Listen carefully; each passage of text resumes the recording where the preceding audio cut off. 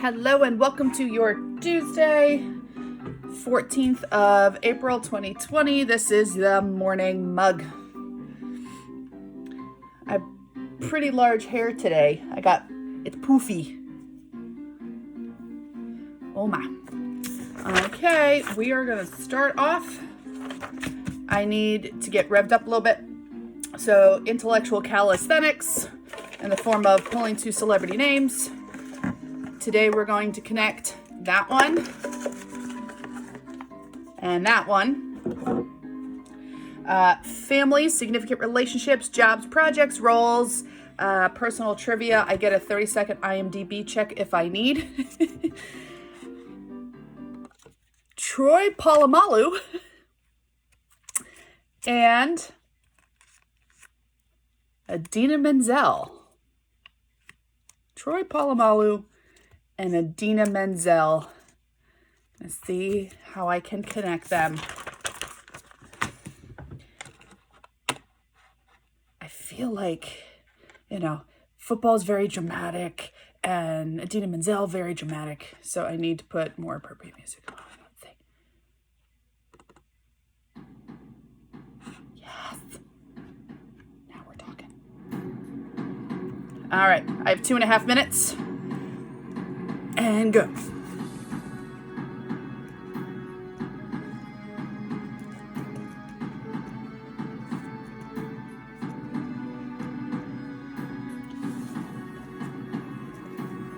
Done.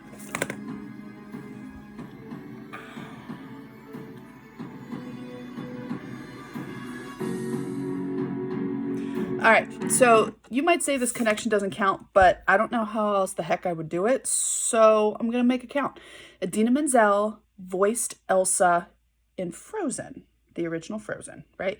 Troy Polamalu, did you know, did a little cameo in a Disney movie called Moana. I think that counts, that they both did voices for recent Disney films. Does that count? I think it counts. Done. And now we move on to your morning mug. We'll leave that dramatic music playing. That's fine. A lot of presidential trivia today. I'm going to focus a little bit more on George Washington just because he's on my mug. 1865, President Abraham Lincoln is shot by John Wilkes Booth in Ford's Theater. What other presidential trivia on my list here? Also that same night, William Seward, who was Secretary of State, was also attacked.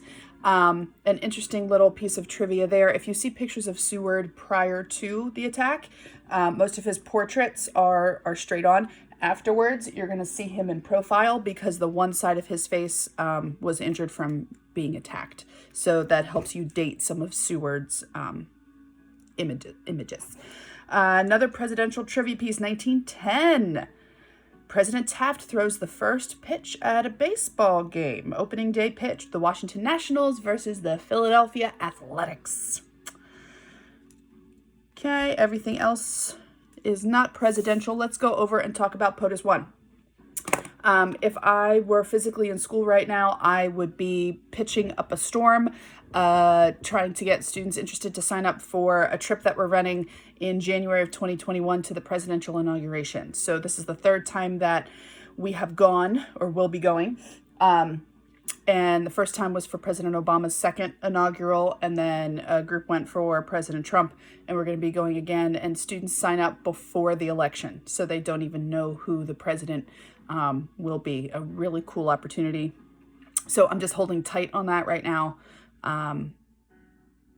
People have bigger issues to focus on, but hopefully in a month or two, we'll be able to decide what we're going to do there. So President Washington, no formal education. He really wanted to be this country gentleman. If you ever get a chance to visit Mount Vernon, a absolutely wonderful place to visit, plenty of things to see. He was the first and only president to be unanimously elected. Long military history. He was a surveyor at one point. fought in the French and Indian War, suppressed the Whiskey Rebellion. So my Pennsylvania people may have heard of the Whiskey Rebellion. He did not, although it was fashion of the time, did not wear a wig. So he left his hair long and he had it in a ponytail, or a queue, as you might call it. And he was originally a redhead before he started to turn gray. He was a redhead. 6'2", about 200 pounds. He did not live in the White House. Of course, the District of Columbia and the city of Washington did not exist during his presidency. Favorite food, or favorite soup, I should say. His favorite soup. I enjoy a good soup. I do. Peanut soup. So I'm going to put that on my list of things too. I think I've had peanut soup before, but I'd like to try to make it. No political party affiliation. He was actually against partisanship. He thought it would hold back the progress of our country if we were stuck in two political parties. Also, something I found interesting, no middle name. The addition of a middle name in Europe, and keep in mind we were a British colony, right? The middle name thing wasn't very popular until the 19th century. So of the first 20 US presidents, only 5 had middle names. Found that fascinating. So, POTUS. Okay.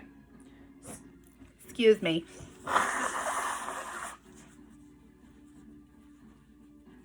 Oh my.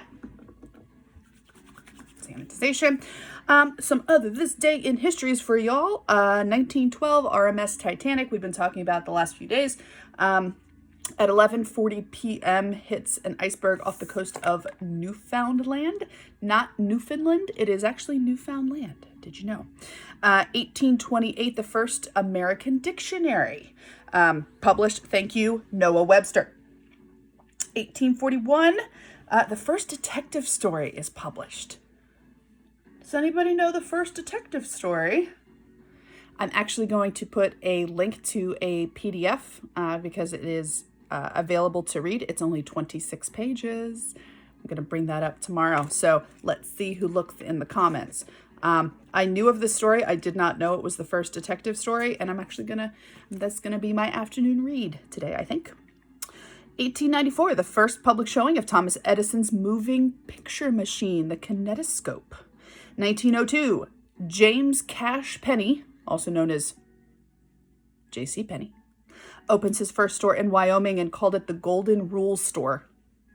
Isn't that great? The Golden Rule Store.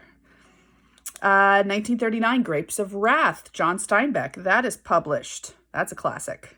I was talking to someone about this yesterday.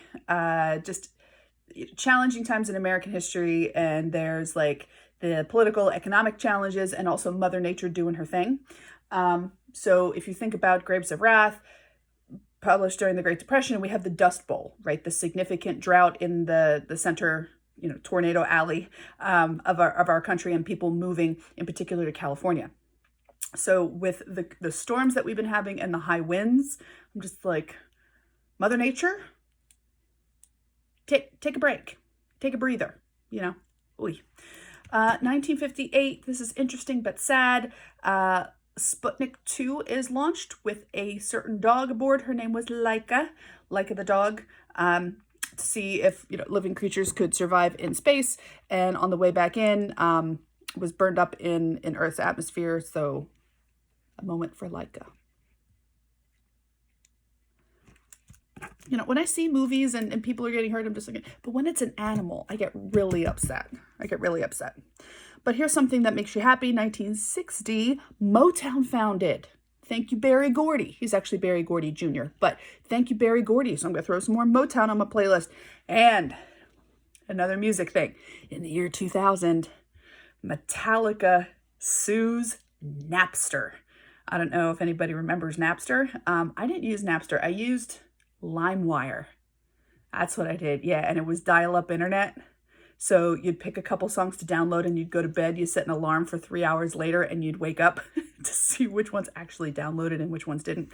But basically, like, the musicians should be making money off of their music, which is reasonable. I've even kind of gone back and forth with Spotify, but I'm paying for that service. There are royalties that are being paid, not to the highest degree, but so that's an intellectual, moral conversation that we can have at some point. So nothing totally exciting today, but you know what? It's all right. Today starts the new schedule for the high schools, so more regularity for our students. Some have actually already completed the activities that were posted, so that's phenomenal. And tomorrow is Wednesday. So 30 episodes in for the Morning Mug. Thank you so much for watching, for joining in, and I will see you tomorrow.